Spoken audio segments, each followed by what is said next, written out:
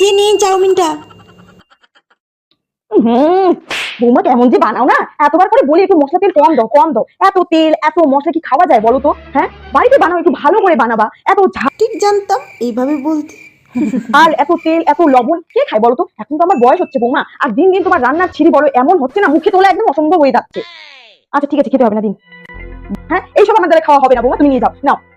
বলি হারি প্রত্যেকদিন কি এইভাবে খেতে ইচ্ছে করে বলো তো? হ্যাঁ, আমার ইচ্ছে হলে আমি নিজে বানিয়ে খাবো বাবা, আমি আর এসব খাবো না, যাও তুমি নিয়ে যাও। টেস্টটা দারুণই ছিল, কিন্তু না বললে তো শাশুড়ি শাশুড়ি ফিলিং আসবে না। ঠিক কি বলুন করেছি। তো মা, এটা না আপনার ছেলে এনেছিল বাইরে থেকে, দোকান থেকে কিনে, ঠিক আছে, আমি এখনো বানাইনি। হ্যাঁ, আগে তো বলবা যে আমার ছেলে আনছিল বাইরে থেকে। আর আপনি তো বললেন আমার হাতে খেতে ইচ্ছে করে না, তো একটা কাজ করুন, কিচেনে আছে চাউমিনের প্যাকেট, আপনি বানিয়ে খান, আর এই কেনাটা আমি নিজে খেয়ে নিচ্ছি, ঠিক আছে? গেলাম, বানিয়ে খেয়ে নিবেন। হ্যাঁ কি? আমাকে নিজে রান্না করতে হবে? সব আমার কপাল কপাল, কখন যে কি বলতে হয় আমি নিজেও জানি না। হ্যাঁ, বেশি বুদ্ধি না, অতি বুদ্ধির ফল এটাই হয়, যখন কি করবে